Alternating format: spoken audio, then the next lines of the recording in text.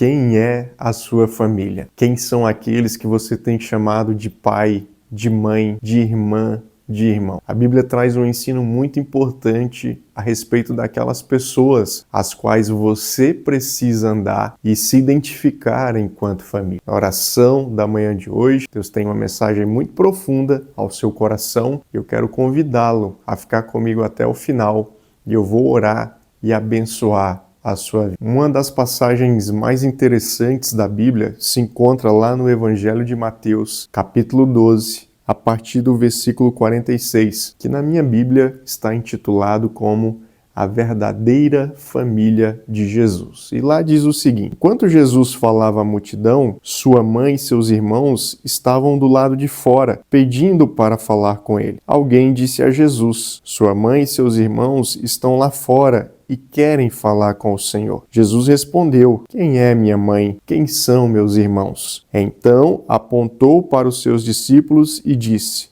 vejam, estes são minha mãe e meus irmãos. Quem faz a vontade de meu Pai que está no céu é meu irmão, minha irmã e minha mãe. Querido, olha só que palavra interessante, olha só que palavra abençoada da parte de Jesus. Quando nós olhamos para o nosso plano terrestre, a nossa vida terrena, obviamente nós identificamos com a filiação paterna e materna. Você e eu fomos gerados a partir de um pai e uma mãe biológica. Não existe outro processo de se nascer senão por essa forma, ou seja, um homem e uma mulher que se unem seus materiais reprodutivos genéticos para poder gerar uma nova vida. Com exceção, claro, de Jesus, porque Jesus ele foi gerado pelo Espírito, pelo próprio Deus, no útero de uma mulher. Ou seja, com exceção de Jesus e também de Adão e Eva, que Adão foi criado pelo próprio Deus a partir do barro da terra e Eva foi criada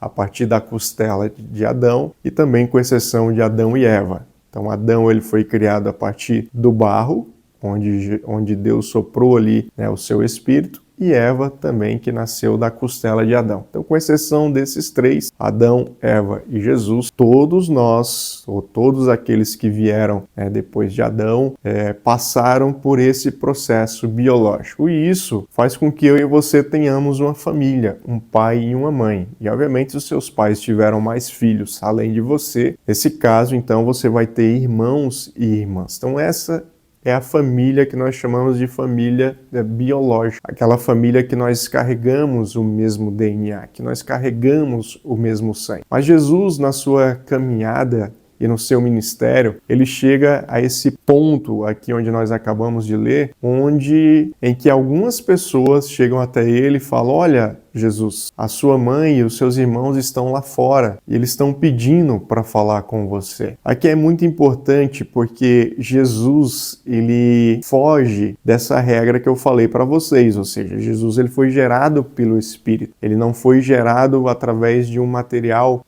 biológico de um homem e de uma mulher. Então ele foi gerado pelo Espírito, dentro do útero de uma mulher. Na verdade, Jesus, enquanto Cristo, Filho de Deus, ele já existia, mas ele encarnou em um corpo humano através desse processo, onde o Espírito fecundou o útero de Maria, a Virgem, como o próprio nome já diz, virgem, ela não teve nenhum tipo de relação sexual para que isso acontecesse, até a vinda de Jesus, ela era virgem, ela nunca teve uma relação sexual. Então, Deus, através da figura do seu Filho, Jesus, ele encarna entre os homens. Por isso que Jesus, ele era 100% Deus e ele era 100% homem. Mas nesse momento específico, Jesus começa o quê? A apontar para a sua natureza divina. Jesus começa a apontar para o Cristo, ou seja, a minha família, a minha mãe, os meus irmãos, não são esses que estão aqui na terra. E isso foi apenas necessário para que eu estivesse entre vocês. Mas, na verdade, a minha mãe e os meus irmãos são todos aqueles que fazem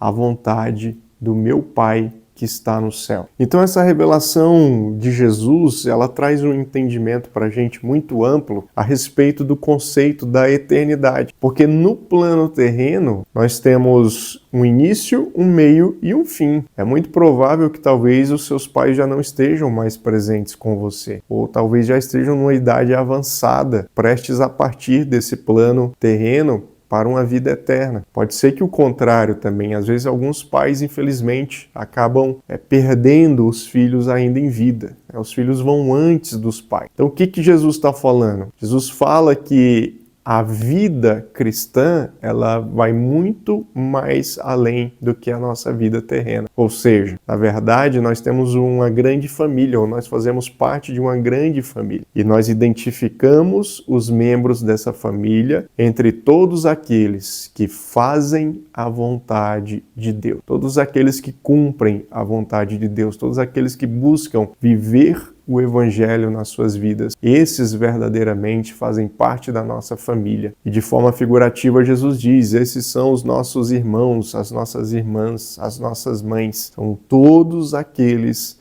que se submetem à vontade do Pai. Querido, é muito importante que você entenda na manhã de hoje que o plano de Deus ele é muito maior do que apenas te dar uma vida terrena, muito mais do que você ter um pai e uma mãe, irmãos, avós, primos, tios, tias, muito mais do que você ter essa família. Deus ele te coloca, Deus me coloca em um plano muito maior, onde nós fazemos parte, onde nós somos filiados à família de Deus. Então, nós temos Deus como Pai, nós temos todos os demais que seguem a Ele, que servem a Ele, que foram chamados por Ele para serem nossos irmãos e nossas irmãs na fé. Então saiba que quando você olha para alguém que professa a mesma fé que você, muito mais do que um outro cristão, ele é o seu irmão em Cristo Jesus. Ele é alguém que carrega o DNA espiritual de Deus, assim como você também carrega. E é isso que nos identifica como corpo. Uma vez que nós carregamos o DNA de Cristo,